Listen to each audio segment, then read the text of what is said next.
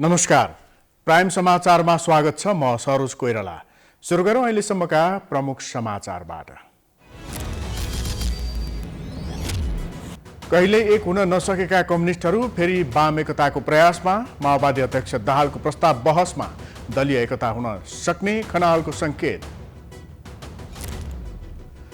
अविरल वर्षाले पश्चिम तराईमा भित्र्याउने बेलाको धान बाली नष्ट। ऋण लिएर गरेको लगानी खेर गएको भन्दै किसान निराश।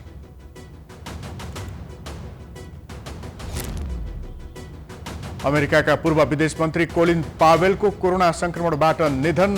पावेलको निधनमा संसारभरबाट दुःख व्यक्त।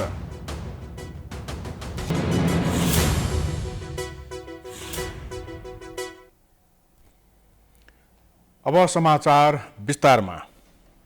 कम्युनिस्टहरूको वाम एकताको चर्चा चल्न थालेको लामो समय भइसक्यो, तर देशमा राजनीति गर्ने कम्युनिस्ट राजनीतिक दलले आफूलाई आवश्यकता हुँदा मात्र वाम एकताको आवाज उठाउने गरेका छन्, जसका कारण वाम एकता अहिलेसम्म सम्भव भएको छैन। एक रिपोर्ट।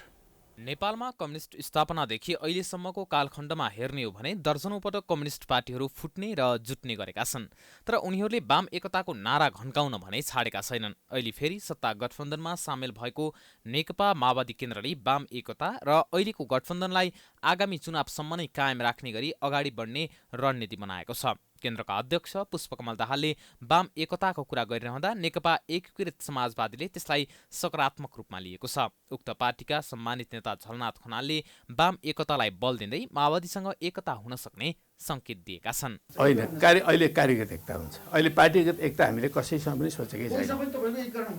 अहिले पार्टीगत एकता हामी त पार्टी भर्खर बनाउँदैछौँ नि। कार्यगत एकता चाहिँ हामी गर्छौँ नै। हामी सबैसँग कार्यगत एकताको प्रयत्न गर्छौँ। जोसँग त्यो खास परिस्थितिमा सम्भव छ उनीहरूसँग एकता हुन्छ। जोसँग मूल्य मान्यतै नमिल्नेहरूसँग चाहिँ एकता हुँदैन। दुई वा दुईभन्दा बढी पार्टीबीचको एकता सम्भव भए पनि समग्रमा वाम एकता नै चाहिँ सहज छैन। तर नेकपा माओवादी केन्द्रका नेता दीनानाथ शर्माले उत्पीडित वर्गको न्यायको लागि वाम एकता र राजनीतिक स्वार्थको लागि गठबन्धनको निरन्तरता आवश्यक रहेकाले यी एजेन्डा अगाडि बढाएको तर्क गर्छन्। हामी राजनीतिक प्रतिस्पर्धाको लागि चाहिँ नै यो गठबन्धन चाहिँ नै आवश्यक छ। त्यसो हुनाले यो गठबन्धनलाई पनि निरन्तर रूपमा राख्नुपर्छ।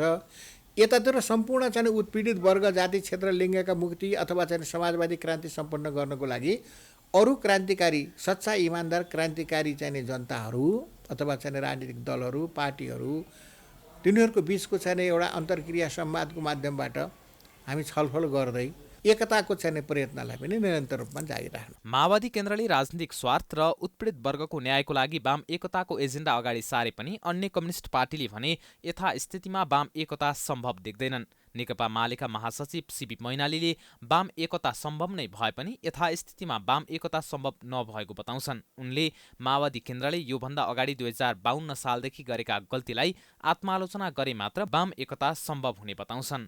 माओवादीले अहिले वाम एकताको कुरा गर्छन्। सबभन्दा पहिले उसले लिएको उग्रवामपन्थी कार्यनीति जो गलत सिद्ध भयो। म यसै भनिरहेको थिएँ। मैले 52 सालमा वाम प्रचण्ड र वाम बाबुरामलाई भन्दा मेरो भनाइ बढी त्यो सैद्धान्तिक र राजनीतिक भनाइ थियो।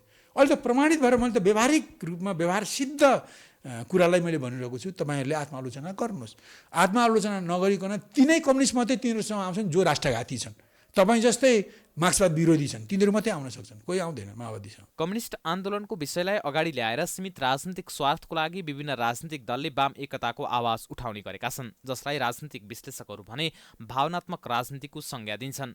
राजनीतिक विश्लेषक नरेन्द्रजङ पिटर भने विचार र आदर्शको राजनीति छाडेर वाम एकताको नाममा भावनाको राजनीति गर्नु त्यति सहज देख्दैनन्। यदि एकता भयो भने पनि त्यो अल्पकालीन र बाध्यताको एकता हुने उनको बुझाइ छ। विचारको भूमिकाको आदर्शको जुन मूल्यको राजनीति जुन थियो वाममा, जो स्खलन भइसकेपछि यस्ता विभाजनहरू सुरुवात भएका छन् सबैले। अनि केही मानिसहरूले अत्यन्तै शुद्धतावादका नारा लगाइरहेछन्, केहीले चाहिँ अलिकति उदारवादका नामबाट सबैलाई समेट्नुपर्छ भनेर लगाइरहेछन्। त्यो मैले त्यति सहज र सरल चाहिँ देख्न सक्दिनँ। जति अपिल गर्न सकिन्छ त्यति नै तरिकाले व्यवहारमा देख्न सकिएला भन्ने मलाई लाग्दैन। नेपालका कम्युनिस्ट पार्टीहरूमा सैद्धान्तिक, वैचारिक र राजनीतिक विषयमा ठूलै मतभेद रहँदै आएको छ। खाली पद, प्रतिष्ठा र पदलुप्ताको कारण नेपालका कम्युनिस्ट पार्टीहरू दर्जनौं पटक विभाजन भएका छन्। अहिले पनि वाम एकताको कुरा दोहोर्याए पनि फेरि पद, प्रतिष्ठा र पदलुप्ताको कारण एकता हुने सम्भावना न्यून देखिन्छ। प्रधानमन्त्री शेरबहादुर देउवाको पहिलो विदेश भ्रमण स्कटल्यान्डमा हुने भएको छ। स्कटल्यान्डको ग्लास्गोमा आयोजना हुने जलवायु परिवर्तन सम्बन्धी वर्ल्ड लिडर समिटमा उनी सहभागी हुने भएका हुन्। आज बसेको मन्त्री परिषद बैठकले देउवाको नेतृत्वमा उक्त सम्मेलनमा सहभागी हुने नेपाली प्रतिनिधि मण्डल गठन गर्ने निर्णय गरेको छ। ग्लास्गोमा आगामी 31 अक्टोबरदेखि 12 नोभेम्बरसम्म COP26 समिट आयोजना हुँदैछ।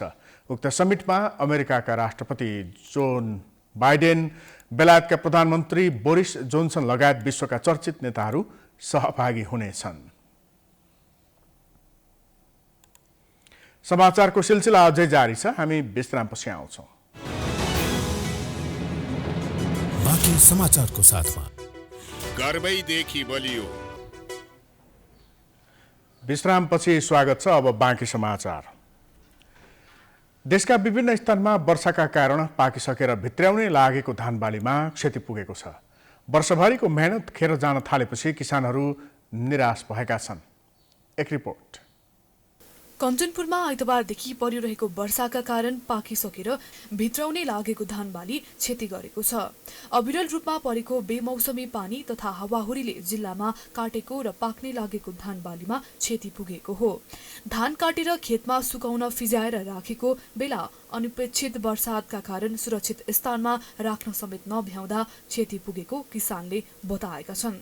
हिजोदेखि जो चाहिँ अविरल वर्षाका कारणले गर्दा हामीले लगाइएको काटेर यो चाहिँ धानबालीलाई हामीले यो पानीबाट हामीले कसरी पनि कुनै हालतमा पनि यसलाई कसरी के गर्ने भनेर हामीले कुनै विकल्प नसोच्ने अवस्था भइसकेको छ। के गर्ने यो बेलामा पानी परेर जुन हामीले सोचे भन्दा फरक तरिकाबाट आज हामी एकदमै अन्नबालीलाई भित्राउन नसक्ने अवस्था एकदम सिर्जना भएका छौँ। डुबान पर्ने क्षेत्रमा धान पानीमाथि तैरिएको अवस्थामा रहेको छ। किसानहरूमा वर्षा नरोकिए काटेको धान कुहिएर जाने भन्ने चिन्तामा रहेका छन्। यो वर्षाको कारणले प्रकृतिबाटै ठगिन पुगे। वर्षभरिको मेहनत होइन, त्यो किसिमको चाहिँ एउटा लगानी भित्र्याउन नपाउँदा, बाली नाली भित्र्याउन नपाउँदा साह्रै चाहिँ चित्त दुखेको छ नेपाली किसानहरूको। धान खेतीले नै चाहिँ आश्रित हामी। त्यस कारणले चाहिँ तिनै तहको सरकार, स्थानीय तह, सङ्घीय सरकार र चाहिँ प्रदेश सरकारले समन्वय गरेर यस किसिमको क्षतिपूर्तिको व्यवस्थापन पनि गर्न सक्नुपर्दछ। यो एउटा के त दायित्वको कुरा हो, यो एउटा जिम्मेवारीको कुरा हो। जिल्लामा झन्डै 50% धानबाली स्याहार्ने अवस्थामा पुगेको छ। त्यस्ता अविरल वर्षाका कारण किसानले लगाएको हिउँदे तरकारी र नर्सरीमा समेत क्षति भएको छ। हिजो रातिदेखि जो यो सुदूरपश्चिमका तराई र पहाडी जिल्लाहरूमा जुन अनवरत रूपमा वर्षा भइराखेको छ, यो बेमौसमी वर्षाले यहाँका किसान दाजुभाइहरूलाई एकदमै मर्कामा पारेको छ। बाढी आएर खेतमै धानलाई बगाएर लगेको अवस्था छ र पशुका लागि सङ्कलन गरिने पराललाई समेत यसले क्षति पुर्याएको छ। म आशा गर्छु स्थानीय सरकारहरूले आफ्ना किसान दाजुभाइ दिदीबहिनीहरूका लागि केही न केही प्याकेजहरू ल्याएर केही न केही सहुलियत दिनेछन्। मौसममा बदली भई आइतबार बिहानैदेखि नै बादल लागे पनि रातिबाट भने निरन्तर रूपमा वर्षा र हावाहुरी समेत परिरहेकाले असोज अन्तिमतिर पाक्ने धान बढी क्षति भएको जिल्ला कृषि विकास कार्यालय कञ्चनपुरले जनाएको छ। सबै स्थानीय तहबाट धानबालीको के कति क्षति भएको भन्ने बारे यकिन विवरण नआए पनि किसानले लगाएको धानको भनी 20% नोक्सानी भएको हुन सक्ने र अझै वर्षा बन्द नहुने हो भने धेरै क्षति हुन सक्ने कृषि ज्ञान केन्द्र कञ्चनपुरले जनाएको छ। जिल्लाको भीमदत्ता नगरपालिका, दादारा चाँदनी नगरपालिका, लालझाडी गाउँपालिका र दक्षिणी क्षेत्रको भेलडाडी गाउँपालिका लगायत जिल्लाको डुबान पर्ने अधिकांश क्षेत्रमा धानबाली र तरकारी खेतीमा बढी क्षति भएको छ। कञ्चनपुर जिल्लामा करिब 50,000 बढी हेक्टर क्षेत्रफलमा धानबाली लगाइने गरिन्छ। कञ्चनपुरबाट डेलराज पन्तको रिपोर्ट। समाचारको सिलसिला अझै जारी छ। हामी विश्रामपछि आउँछौँ। विश्रामपछि स्वागत छ। अब अन्तर्राष्ट्रिय समाचार।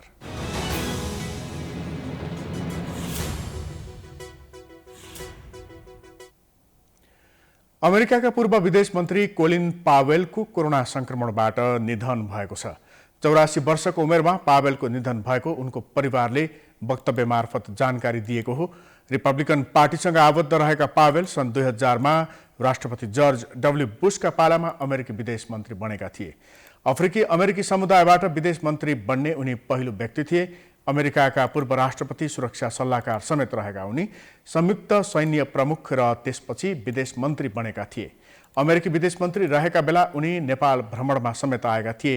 पदमा बहाल भएकै बेला नेपाल भ्रमणमा आउने उनी एक मात्र अमेरिकी विदेश मन्त्री हुन्। सन् 2002 को जनवरी 18मा उनी नेपाल भ्रमणमा आएका बेला माओवादी सशस्त्र द्वन्द्व उत्कर्षमा पुगेको थियो। अब खेलकुद समाचार।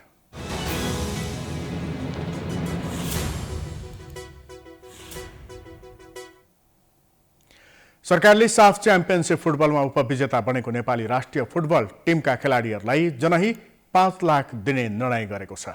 मन्त्री परिषद बैठकले मालदिव्समा आयोजना भएको साफ च्याम्पियनसिप फुटबलमा उपविजेता बनेको नेपाली फुटबल टिमका खेलाडीलाई जनही 5 लाख रुपैयाँ प्रोत्साहन स्वरूप दिने निर्णय भएको सरकारका प्रवक्ता ज्ञानेन्द्र बहादुर कार्कीले जानकारी दिए। त्यस्तै प्रशिक्षकहरूलाई पनि जनही 3 लाख दिने निर्णय भएको छ।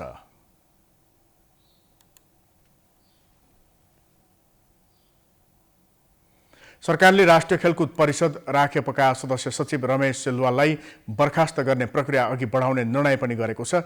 सिलवालको काम कारबाही सन्तोषजनक नभएकाले केही समय अगाडि मात्र स्पष्टीकरण सोधिएको थियो। श्रीलङ्काले आईसीसी T20 विश्वकप क्रिकेटमा विजयी सुरुवातसँगै हामी समाचारको अन्त्यमा आइपुगेका छौं। जाँदा जाँदै प्रमुख समाचार पुनः एकपटक। कहिल्यै एक हुन नसकेका कम्युनिस्टहरू फेरि वाम एकताको प्रयासमा। माओवादी अध्यक्ष दाहालको प्रस्ताव बहसमा दलीय एकता हुन सक्ने खनालको संकेत। अविरल वर्षाले पश्चिम तराईमा भित्र्याउने बेलाको धान बाली नष्ट, ऋण लिएर गरेको लगानी खेर गएको भन्दै किसान निराश। अमेरिकाका पूर्व विदेश मन्त्री कोलिन पावेलको कोरोना संक्रमणबाट निधन। पावेलको निधनमा संसारभरबाट दुःख व्यक्त।